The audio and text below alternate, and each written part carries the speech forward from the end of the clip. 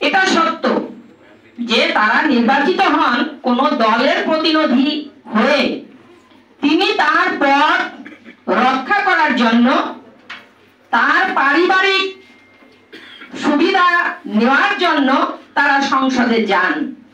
কিন্তু সাধারণ যে হিন্দুদের প্রতিনিধিত্ব করার জন্য যতটুকু তাদের বলা প্রয়োজন একজন সংসদের, কিন্তু সেই রূপরেখা আমরা কখনোই দেখি নাই।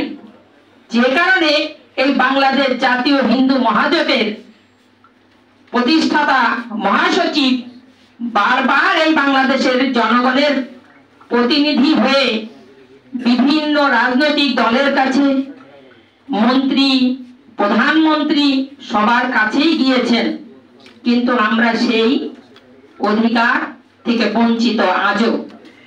তো আজকে যে আমাদের প্রস্তাব যে সংসদের সংরক্ষিত আসন, পৃথক নির্বাচন ব্যবস্থা কেন চাচ্ছেন আপনারা বাস্তব চিত্র সবাই জানেন, প্রকাশ করুন বা না করুন। এখন এটাই হলো হিন্দুদের একমাত্র চাওয়া। কারণ যে রাজনৈতিক দলই আসেন তারা শুধু ভোট নেন, ভোটের পরে পিঠটা পেতে দিতে হয় হিন্দুদের। ওখান থেকে আমরা বেরোতে পারি না। ভোটের আগেও মার খাবো, ভোটের পরেও মার খাবো। কিন্তু আমি এখানে ভূমিপুত্র, আমি এখানে নাগরিক, এখানে আমার ভোটাধিকার, তাহলে আমরা কেন বারবার মার খাবো? এই মারটা যাতে আমার খেতে না হয়, আমার এখান থেকে যেন, আমার ভূমি থেকে যেন আমার বিতাড়িত না হয়, কোন রাজনৈতিক দল যেন ফায়দা লুটতে না পারে, সেজন্যই আমরা আজকে এই সমস্ত রাজনৈতিক দলদের প্রতি মিনতি জানাই। এটা আমার বাঁচার লড়াই, এটা আমার জীবন জীবিকার লড়াই, এটা আমার ভূমি সন্তান হিসাবে আমার ন্যায্য দাবি। আমার কথা যেন আমি বলতে পারি, আমার কথা যেন ভায়া হয়ে কাউকে না বলতে হয়, আমাকে যেন বারবার মার খেতে না হয়, আমাকে যেন মুখ উঁচু করে নিজের অধিকার নিয়ে কথা বলতে পারি। এই ন্যায্য অধিকারটুকু আদায় হবে। আপনারা যেমন রাজনৈতিক দল সংসদে গিয়ে বুক ফুলিয়ে আপনার দাবি আদায় করেন, তেমনি আমার দাবিটাও আমি সেখানে আদায় করতে চাই।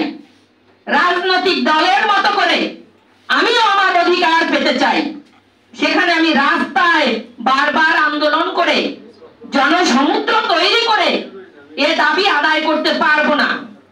যদি তাই হতো তাহলে আজকে একটি দল লক্ষ লক্ষ লক্ষ জনসমুদ্র তৈরি করেছে তাদের দাবি, কিন্তু না, সেখানে দাবি পূরণ হওয়া সম্ভব নয়। যদি রাজনৈতিক ব্যক্তিবর্গ সমষ্টিগতভাবে সুচিন্তা করেন, তাহলে আজকে যে গোবিন্দ পরমাণিক যে দাবি উপস্থাপন করেছেন, সেই দাবি বাস্তবায়ন হলেই একমাত্র হিন্দুদের নিরাপত্তা, অধিকার সুপ্রতিষ্ঠিত হবে। এবং হিন্দু, মুসলিম, বৌদ্ধ, খ্রিস্টান আমরা যেমন ছোটবেলা থেকে আন্তরিকতার সাথে বেড়ে উঠেছি, স্কুল কলেজ যেখানে কোনো সাম্প্রদায়িকের কোনো বিভেদ ছিল না, কোনো হিন্দু টিচার মুসলিমকে আলাদা পড়ায় না, কোনো মুসলিম টিচার যেমন তার হিন্দু ছাত্রছাত্রীকে আলাদা করে না, সেইভাবেই আমরা এই সংসদেও দেখতে চাই যে আমার অধিকার নিয়ে আমি সেই ছোটবেলার স্কুলের মতো আমি সেই সম্মানে আমার দেশে, আমার মাটিতে বসবাস করতে পারি। ধন্যবাদ সবাইকে, ধন্যবাদ সাংবাদিক ভাইদেরকে।